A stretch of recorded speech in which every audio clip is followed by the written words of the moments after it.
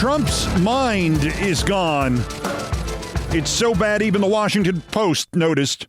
It's so bad the Washington Post even put it on their front page. He's hyping weight loss drugs in the Oval Office and how he and he alone can bring down their price. And a weight loss patient there to extol weight loss drugs and say how safe they are and to praise Trump's wonderfulness collapses, folds, drops, slow motion like a deflating inflatable tube man at a used car sales lot. Weight loss patient faints at weight loss meeting. It's like the bit in the Jack Nicholson picture Chinatown, where the coroner says to Nicholson, "Middle of a drought and the water commissioner drowns. Only in L.A." Trump, whose mind is gone, gets up, looks at the guy on the floor, looks away, stares forward, totally pissed off. How dare he interrupt my latest attempt to rip off America? Photos taken while they carry the poor deflated tube man out of the Oval. Meeting resumes. Trump sits down. He does not, however, fully fall asleep this time. Trump, whose mind is gone, had already fallen asleep. Quote, "A closer look at Trump's apparent struggles to fight off sleep in the Oval Office," read the Washington Post headline. A Washington Post analysis of multiple video feeds found that the president spent nearly 20 minutes apparently battling to keep his eyes open. 815 words follow that headline, and 4 pictures, one of Trump, whose mind is gone, with one eye closed, one with one eye closed and 2 fingers rubbing that eye, one with both eyes closed, and one where you can almost see the snoring. Quote, "The president displayed a constellation of movements familiar to anyone who has attempted to stay awake during a work meeting. He closed his eyes, he put his hand to his temple, he slouched in his chair." The Washington Post, the broken, fascist, Quisling, Bezos Washington Post, even writes that after Gordon, the weight loss guy, exited stage left, that the Trump stroking, quote, resumed about an hour later, with Trump noticeably perkier, but still caught on camera at moments with his eyes closed. The article is amazing. What's also amazing is that writers Dan Diamond and J.M. Rieger still work for the Washington Post. It's amazing that they are still unindicted by Trump's corrupt, morally bankrupt Department of Justice. Maybe that's because Trump, whose mind is gone, forgot to tell his Department of Justice to indict the writers. Look, don't get me wrong. Nodding off in a meeting is hardly conclusive, self-contained proof that your mind is gone. There is a reasonable chance that you will nod off during this podcast, and you're fine. But Trump's quick trip to Sleepy Town, his quick role as the nod father, was just the symbolic part of all this because Trump's mind is gone. And sudden sleep bordering on a kind of colloquial narcolepsy is often a component to dementia of all kinds, just as is a cognitive test in April and then the same test exactly 6 months later accompanied by an MRI. Just as is increasingly erratic behavior over a short period of time. And I know it's amazing to look at crazy Trump and use the phrase increasingly erratic.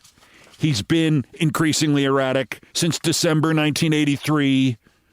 I can only speak to December 1983, to that date nearly 42 years ago, because that's when I first met him. It probably started long before then. But his mind is gone, and it's accelerating again. Even if the snooze was just a snooze, and the non-human response to the guy there to tell you how safe the drugs are, passing out in front of the media, even if the response to that is just part of Trump's evil, let's step back from the nuts and bolts of, say, the government shutdown to try to process how it was perceived by Trump, whose mind is gone. He thought it would be a good look to cut off food stamps so lines at soup kitchens outdoors would get longer just as it was getting cold. He thought the correct political move as the holidays approached was government-sponsored starvation. He believed that the country would praise him for gradually also shutting down all air travel, including all air travel for his supporters, first for Thanksgiving and then for Christmas and New Year's. Marjorie Taylor Greene got on a train for Georgia. She was having such trouble getting on a plane over the weekend.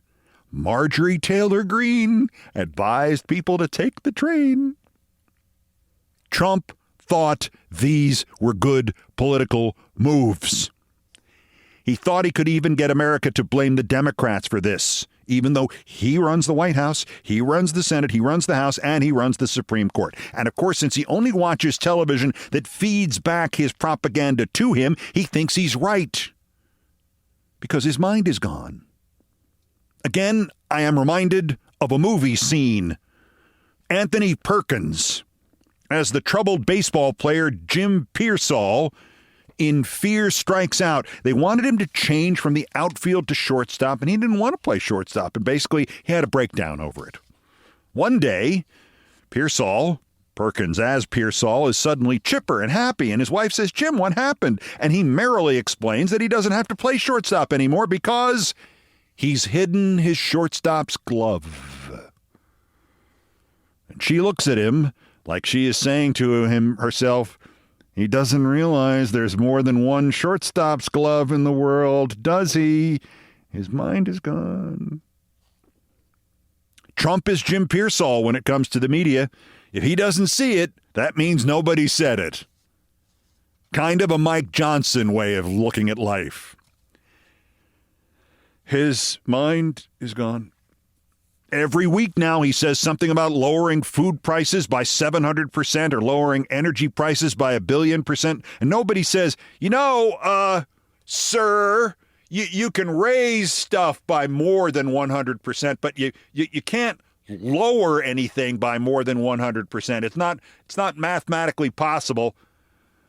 So he keeps saying it because his mind is gone.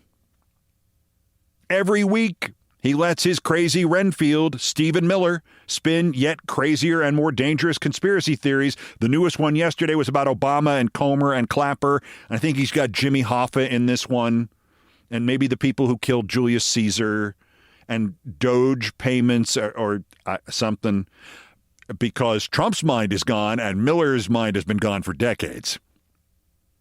Now, Trump has decided to defend his disastrous tariffs by promising a $2,000 dividend to everyone in the country except the rich, and that's something around $600 billion right now during a shutdown.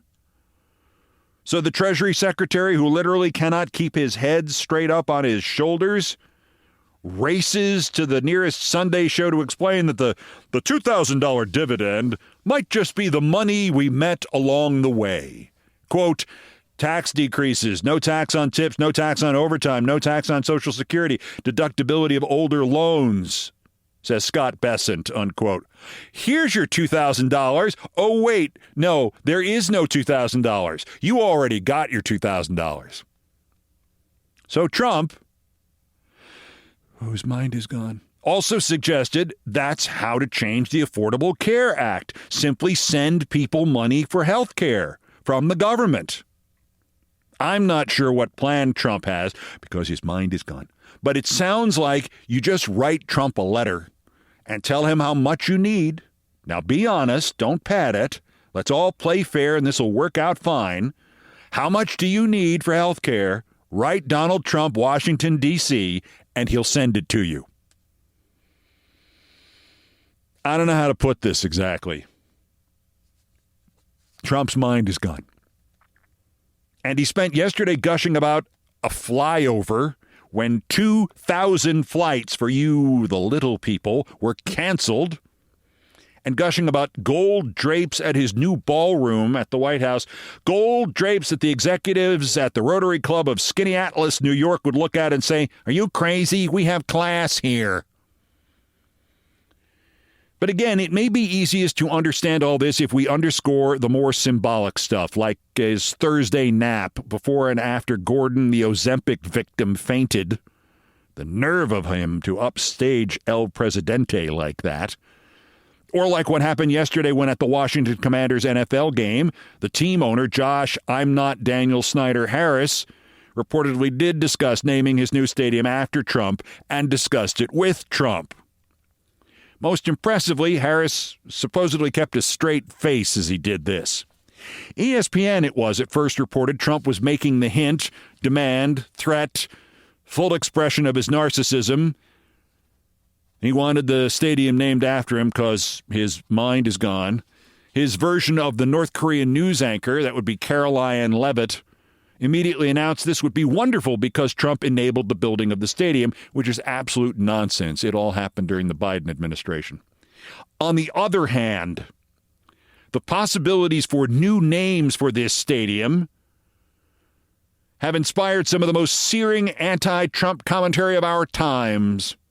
Several wags noted that for years in Miami, we already had the Orange Bowl. There were many variations of Trump is in the Epstein Files stadium, but the winner came from an actual football guy, former Ravens and Eagles Super Bowl winning receiver Torrey Smith, who wrote simply, "Impeached Field at Insurrection Stadium." Or as I added, it could be colloquially known as the Big House.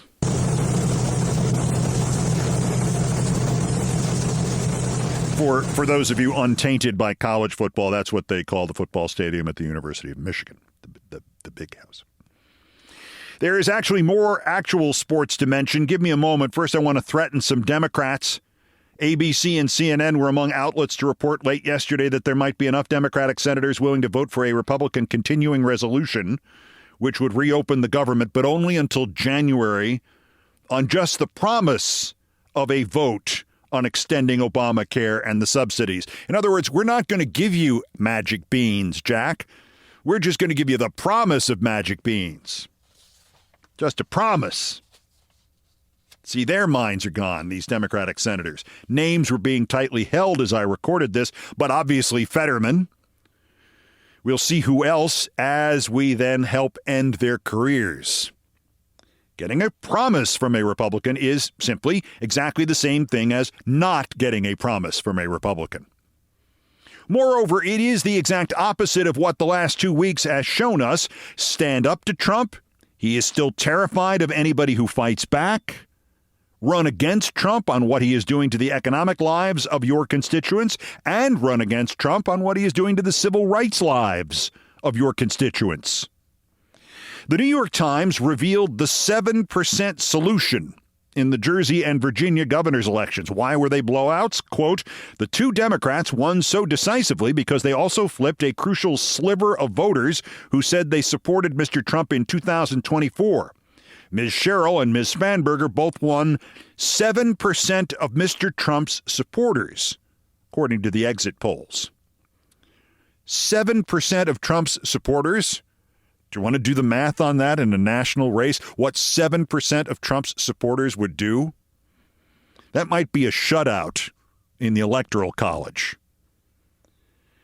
The exit polls, to resume the Times report, in New Jersey found that Ms. Sherrill won a whopping 18% of Mr. Trump's Hispanic support in the state. No figures were reported for Virginia, where the Hispanic vote is smaller. Run against Trump. Do not make deals with Republicans in the Senate.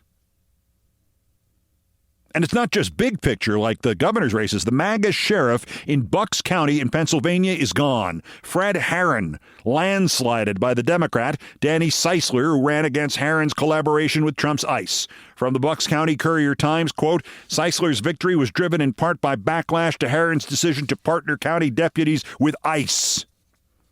The partnership, which a Bucks County judge upheld last month, would have allowed sheriff's deputies to act as ICE agents.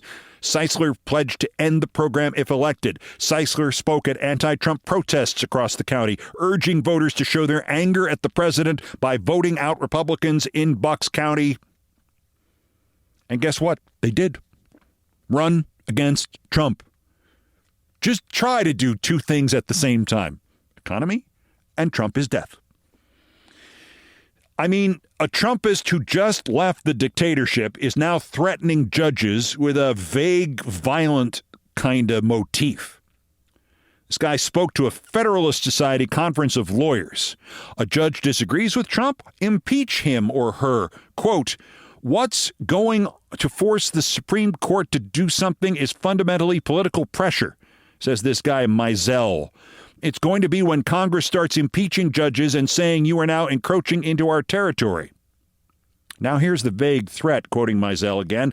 What do I think Trump should do? He should stand up, and he's already done this, and say, judges, I know how to deal with stray cats. Who knows exactly what that means, but it doesn't to me sound like catch them and rehabilitate them through reward-based training. Punchline, this goober Mizell threatening to treat judges like stray cats. Cornell Law, naturally. That Mizell is married to a judge. I'm sorry, dear, I didn't mean you. I didn't mean you were a stray cat. Run against Trump. Or against Vance. Do they really think Vance is, it? Do Trumpists and MAGA look at JV and see a leader? A macho figure of some kind? Do they not see an eyeliner-wearing guy who, in the places where Trump uses his Timu Hitler act, Vance simply pinches?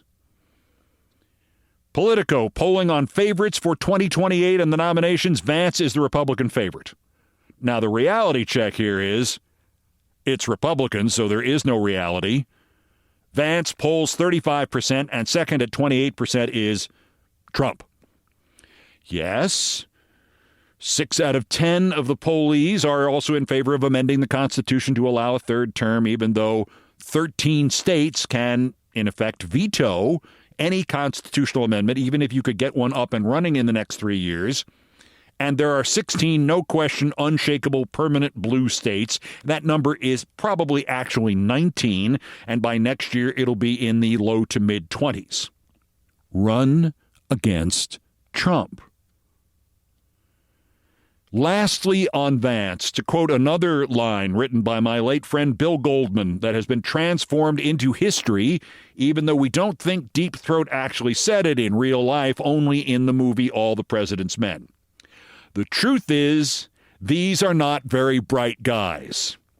Trump's appeal of the court order denying him the chance to starve Americans by not paying SNAP benefits literally concluded, quote, this is in the document filed with the courts, quote, just think of J.D. Vance.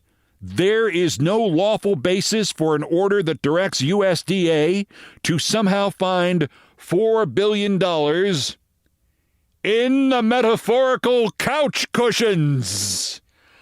Oh.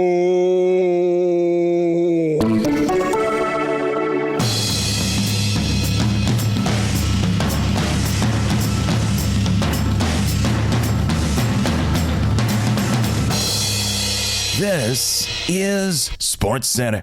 Wait, check that. Not anymore. This is Countdown with Keith Olbermann. Couch cushions, did you say? Okay, two things. The marriage between legalized sports gambling and the actual sports leagues is now claiming victims. Those two suspended Cleveland pitchers, Emmanuel Clase and Luis Ortiz, who didn't see the playoffs because, well, there was some problem with legal gambling. They've now been charged. Ortiz has been arrested.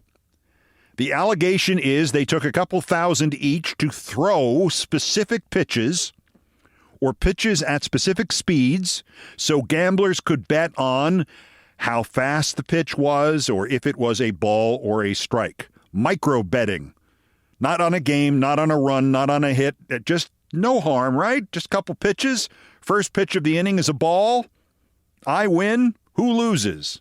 Allegedly, the gamblers, all with legal bets, won something approaching a total of $500,000. Class A and Ortiz deny everything. Both are not pitching at the moment and probably won't for at least a while. And they face, oh, by the way, 65 years in jail. Fortunately, though, we can all relax because these are the only two pitchers who ever even thought of doing anything like this. No, of course it couldn't be widespread. No, definitely not. Just these two instances. Just these two guys and their friends. Never anybody else. Nobody else. Ever at all. Couch cushions. And on a lighter note, if you saw it online, no, the supposed one-of-one super rare baseball card of Shohei Ohtani is a fake. It is clearly a photoshopped version of a Topps Now card, a kind of baseball card that has the picture of a player along with a game-used artifact, like part of a baseball that's been cut up, or a bat, or a base, or in this case, part of Shohei Ohtani's jock strap. That's the claim. It's a baseball card with Shohei Ohtani's jock strap. One of one. It's not true. Nobody has made a game-used jockstrap card yet.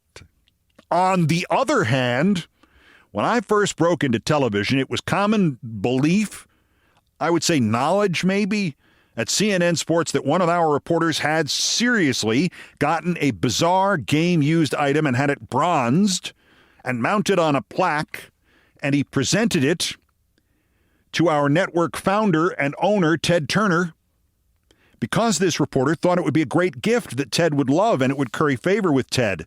And instead, Ted was in one of his clearer moments of the early 80s, and he said, "Get that the F out of my face." And he never quite trusted this reporter ever again. Out of respect for the reporter, who is no longer with us, I will leave his name out of this.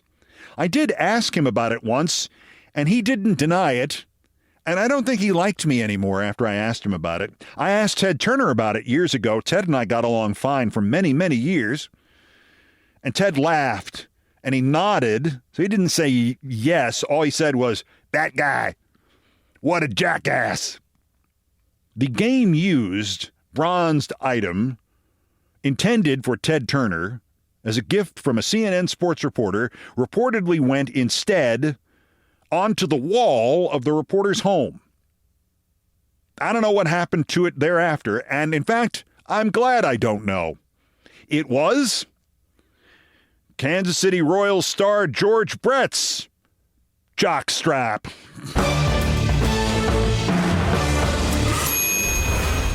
Collect the entire series. What is this over here? This is the smallest basketball hoop I've ever... Oh!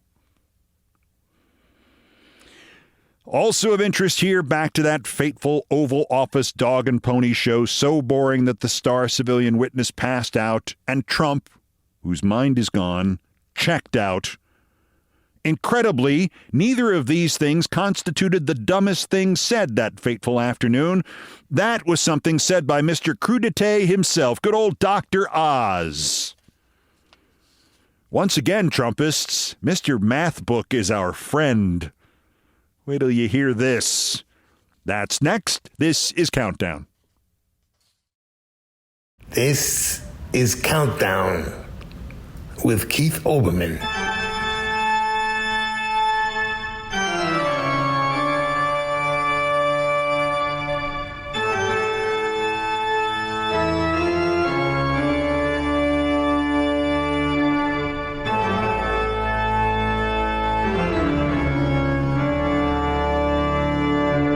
Still ahead on this episode of Countdown, I'm reminded that Randolph Churchill, Winston Churchill's son, once proudly wrote an article called Why I'm Not a Socialist.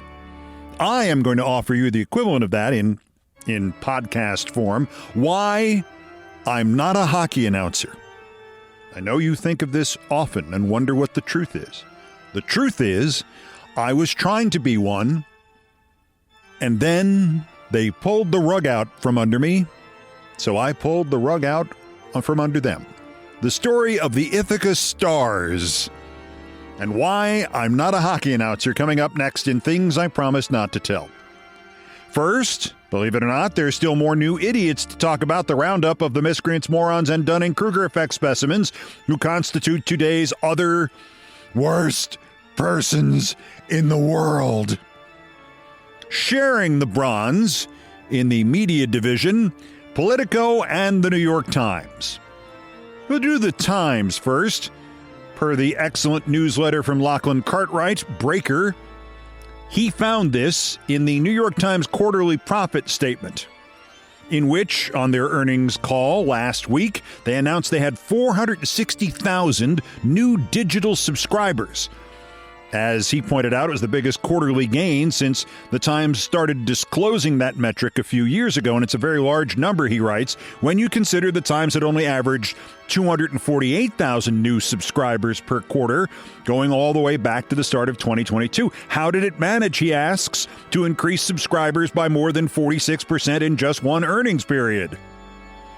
Well, sir, Lachlan Cartwright found on page 12 of the third quarter results press release, that's right, he reads this stuff, Times, that the Times started marketing a family subscription plan at a higher price earlier in the year, like the Netflix family plan.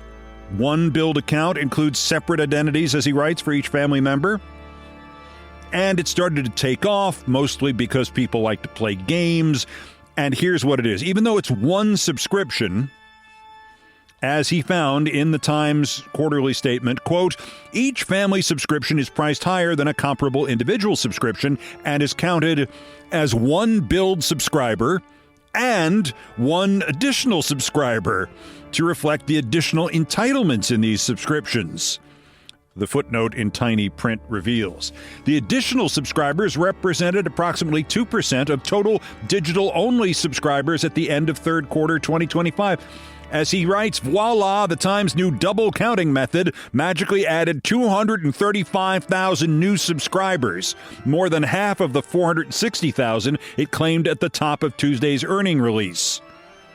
In other words, when they were averaging 248,000 new subscribers every quarter, this new accounting method allowed them to double that figure to make it look like they had double the new subscribers than they actually do. All the books that are fit to cook. That's my quote, not Cartwright's. Then there's Politico. I've often suggested that most of Washington media is like this. It's not just that they look in the wrong end of the telescope 24 hours a day, 7 days a week, 52 weeks a year, 53 weeks a year if they could arrange it. It's not just that, but they insist they're doing it correctly, and they have welded these telescopes to the eyeballs of everybody who works in the Washington press corps. But it's politically true universally, but particularly true at Politico. There are lots of things that you can point to about the election of Zohran Mamdani as mayor of New York. There are many things, whether you're opposed to it or you believe it's the greatest thing since sliced bread. I happen to point at one thing, which is, I think the guy is going to show up to work, unlike the last 4 mayors, maybe 5. I like the idea that he's not 75 years old. I like the idea that he's a wonk and a nerd, and he wants to do the job. I just want somebody to do the job, just the job. I don't know how many of these things he's going to get done that he's promised. Good luck to him. Many of them make sense. The worst of them are like, okay, that probably won't happen. But go ahead, try. The last guy, all he tried to do was get free upgrades on trips to Turkey. The cheapest crook in America. You can buy the mayor of New York for $500. $490 if you pay cash. 3% off. But my point is not about any mayor, past or present or future. It's about how Politico the lens through which they see the Mamdani election. This was after Mamdani's election. They wrote this: start your day with the man of the moment, New York City Mayor-elect Zoran Mamdani, who spoke with Politico's Joe Anuta for 4.5 questions to unpack Tuesday's results. It's the final question, half question, that's the most revealing in Democratic circles at least.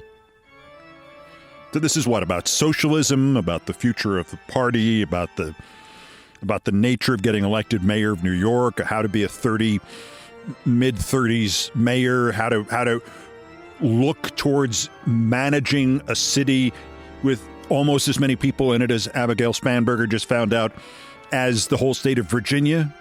No, this is what they think, what Politico thinks is the story of the election of this man as mayor of New York. Lightning round, our man Joe says, with what can only be a gleam in his eye. First off, he should have been fired at that spot. Right there. Lightning round! This is one of the great cliches of journalism, people asking lightning round questions. It's relatively new. Probably 1970 was the first time I heard it used in a political context. It's from my experience from a game show called Password with Alan Ludden, Betty White's late husband. Lightning round, our man Joe says, with what can only be a gleam in his eye. That might be an infection. Here's what they think is the most important question to ask Zoran Mamdani as he takes into that period of time of transition between his election and becoming mayor of New York. Quote, should Chuck Schumer face a challenge in 2028? Seriously? That's what you ask him? If that's your fifth most important question, you should be fired. If you think it's your first most important question, you should be fired and leave the industry. And I mean media, not just news media. Mamdani finally answers for himself. I'm focused on this transition, my brother, but thank you. And then here's the insight. This is what makes Politico Politico. Sometimes, writes the editor, silence is the loudest noise of all. Oh my God. You got abused and hosed for asking a stupid question, and you think the fact that the guy wouldn't answer it is some sort of great revelation. And I mean, we're not even talking about the merits of whether or not Chuck Schumer should face a challenge in 2028. You know how I feel about Chuck Schumer. Why the hell are you asking Mamdani that? The man just a historic election to become mayor of New York, which hasn't had a mayor. At some point in the Bloomberg administration, when he violated the city charter and the votes by the city twice by the residents who said you can't have a third term, and he had a third term anyway. We haven't had a mayor in like 20 years here.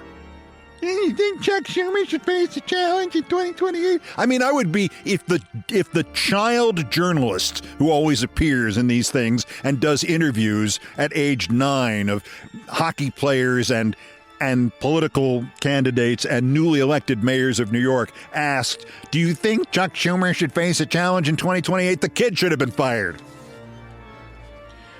All right, I'll stop now. Runner-up, worser, Gianni Infantino, the head of world football, or as we in the real sports country call it, soccer. Gianni Infantino was the replacement for, I'm forgetting if it was directly he succeeded the guy who went to prison who had like 16 apartments in New York City and used to sleep in a different one every night because he was convinced people were trying to kill him. Gianni Infantino was considered the clean guy, the reform candidate. You've seen him. Trump thinks his name is Johnny. Like, that's Johnny. I'm not sick. This is the NPR account of what he's done now. See if you can see where this is going. In fact, raise your hand when you know where this story is going. FIFA has announced the creation of a Peace Prize, which it plans to award at the draw for the World Cup on December 5 in Washington. The draw being who plays who. The award, called the FIFA Peace Prize, that's going out on a limb there, will, quote, recognize exceptional actions for peace, soccer's governing body said Wednesday. Because when I think peace, I think the World Cup. When I think peace, I think guys who, when they break into a brawl on the soccer pitch, fight with their feet. I think FIFA for international peace prizes. Now, admittedly, the Nobel Peace Prize was started by the guy who perfected dynamite. In an increasingly unsettled and divided world, it's fundamental to recognize the outstanding contribution of those who work hard to end conflicts and bring people together in a spirit of peace, FIFA President Gianni Infantino said. FIFA said the award, which Infantino will present this year, can you now guess who it's going to? Will be bestowed annually on behalf of fans from all around the world. That's right. He's going to give it to Trump, isn't he? He has been polishing Donald Trump for years now. The World Cup is in America. I don't know if anybody's heard about that. I don't know if anybody's going to hear about it when it happens. But they're going to give Donald Trump the FIFA Peace Prize. And he is so sick in the head that he's going to think it's a big deal. And he will then claim, and I think this is the evil genius in the Infantino decision here, I think he will then claim, Trump that is, that he has won this award every time it's ever been given out. But it's not Alzheimer's. But our winner, one of his employees, Dr. Oz. You may remember Dr. Oz from such farces as his run for the Senate in Pennsylvania and the tone-deaf video he made that he shot of himself in a supermarket, actually had a crew shooting him in a supermarket, complaining about the price of vegetables to put in crudités. His wife wanted to make crudités. Like everybody on Earth knew what a crudité was, and everybody on Earth went shopping for the components of a crudité every day, so that when he said she wanted to make a crudité, well, you'll hear the clip in a moment.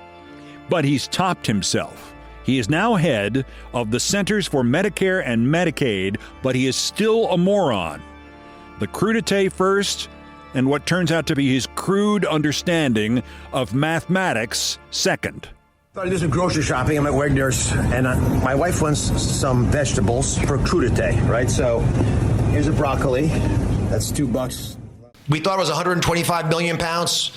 Mr. President, our estimate, based on the company numbers as well, is Americans will lose 135 billion pounds by the midterms.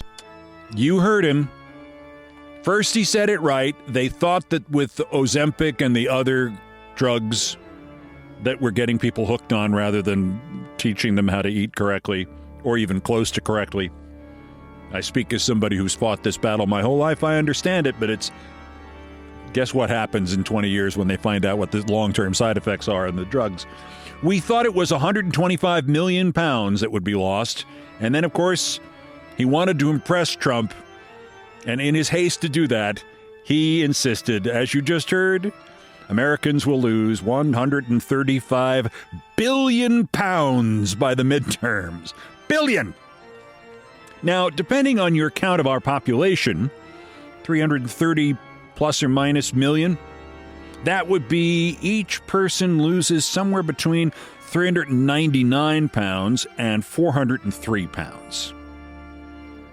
So you've got till midterms to drop 1/5 of a ton, each of you, including the newborn. How big is your baby? Well, minus 395. This is the same math that allows Trump to claim he lowered prices by 11 billion%. Only Mehmet Oz is not supposed to be this much of a moron, and yet he is, because you can take the crudité out of Oz, but you can't take the Oz out of the 135 billion pounds. Nice work, fella. Dr. Mehmet, so who could lose 403 pounds, do you think? I mean, besides Trump, Oz, today's other worst person in the world.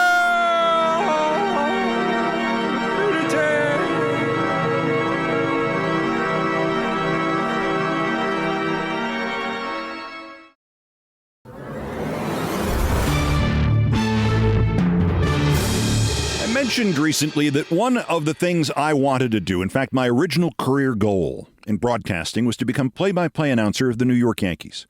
The second one, and the one I actually tried to work on for a while, was to become play-by-play announcer of the New York Rangers hockey team. My high school, Hackley, had a hockey team and a radio station. Not that anybody listened to us, and we had a sports director. His name was Chris Berman, and he did the basketball games, and one day put out an ad for somebody to do the hockey games. And the requirement was, do you own your own cassette tape recorder?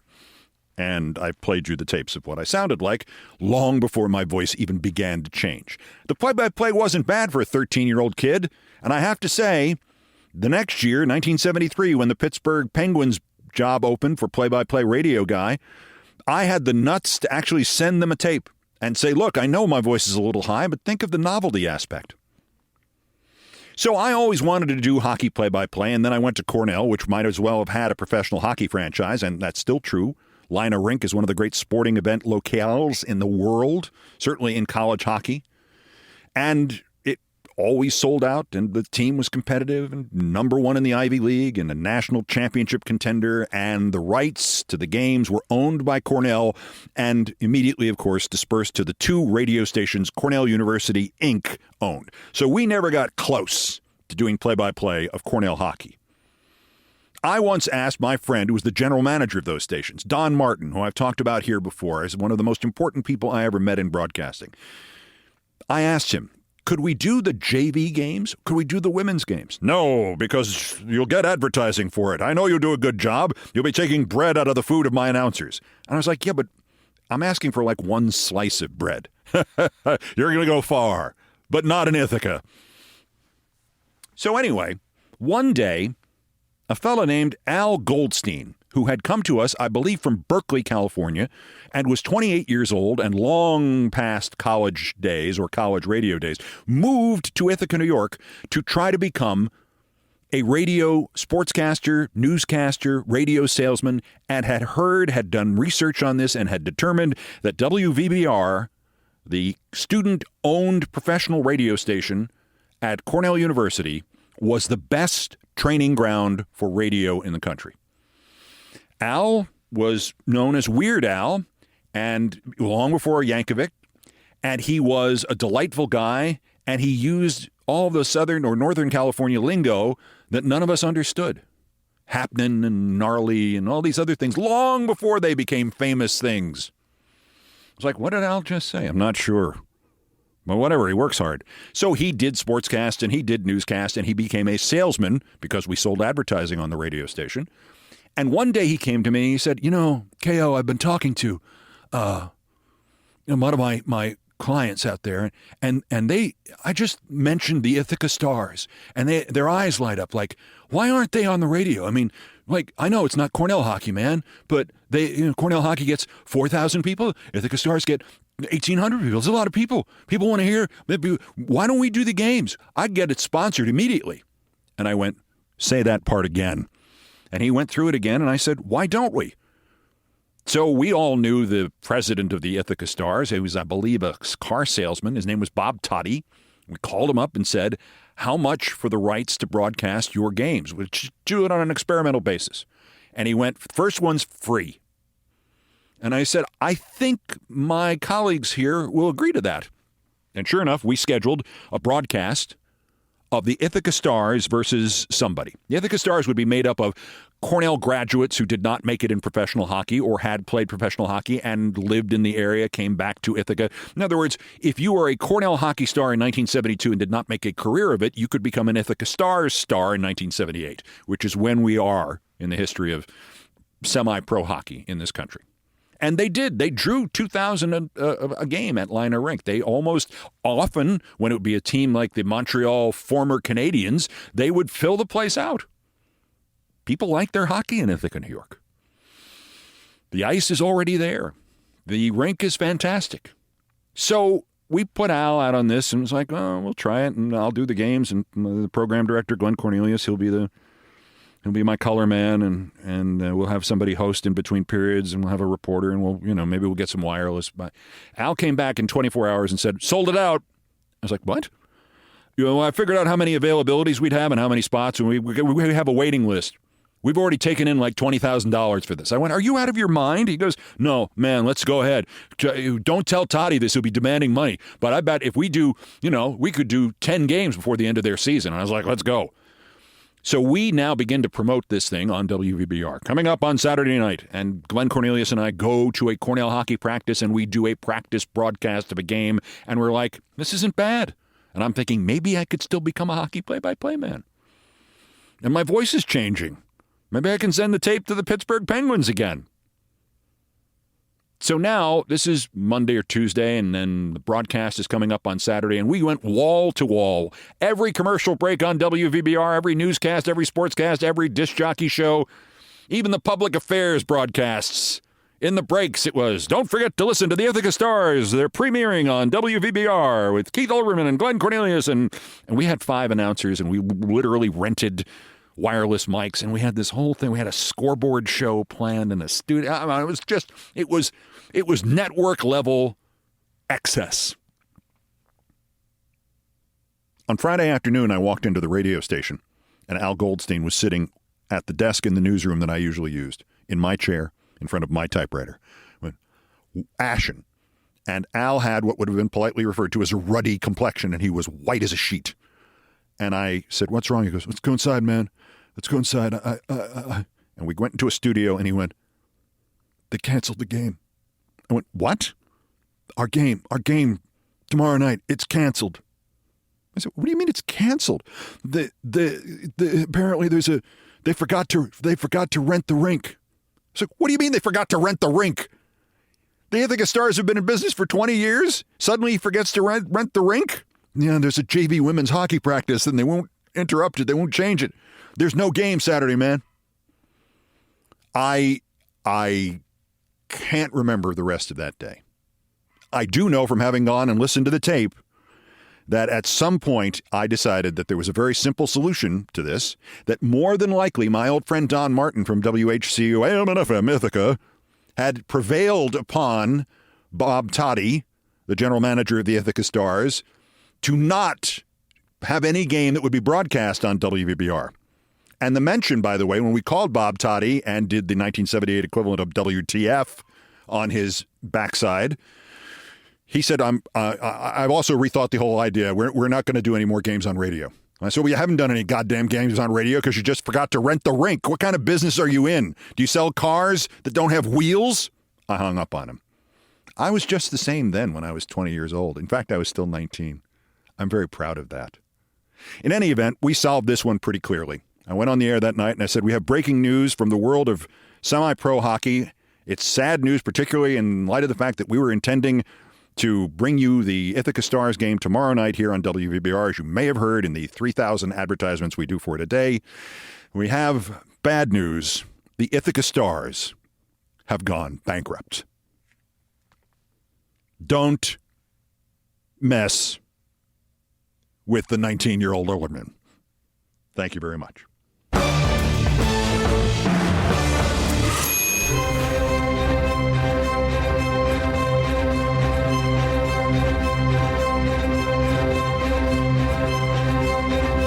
I've done all the damage I can do here. Thank you for listening. Yes, I lied to the audience. Yes.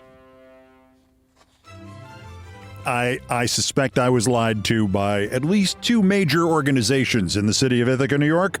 I felt it was justified. I might do the same thing now. So there. Most of our countdown music was arranged, produced, and performed by Brian Ray and John Philip Chanel, the musical directors of Countdown, and it was produced by TKO Brothers. Mr. Ray was on guitars, bass, and drums, and Mr. Chanel was kind enough to handle orchestration and keyboards. Our pithy and satirical musical comments are by the best baseball stadium organist ever, Nancy Faust. The sports music is the Olbermann theme from ESPN2, written by Mitch Warren Davis, courtesy of ESPN Inc. Some other music arranged and performed by the group No Horns Allowed, and my announcer today was my friend Stevie Van Zandt. Everything else was, as always, my fault. That's Countdown for today, day 294 of America Held Hostage Again. Just 1,169 days until the scheduled end of his lame duck and lame-brained term, unless he is removed sooner by MAGA and Epstein or whatever that is on his hand, or a bad escalator, or Tylenol, or his jet made out of poop, or the next Alzheimer's test. The next scheduled countdown is Thursday. Until then, I'm Keith Olbermann. Good morning, good afternoon, good night, and good luck.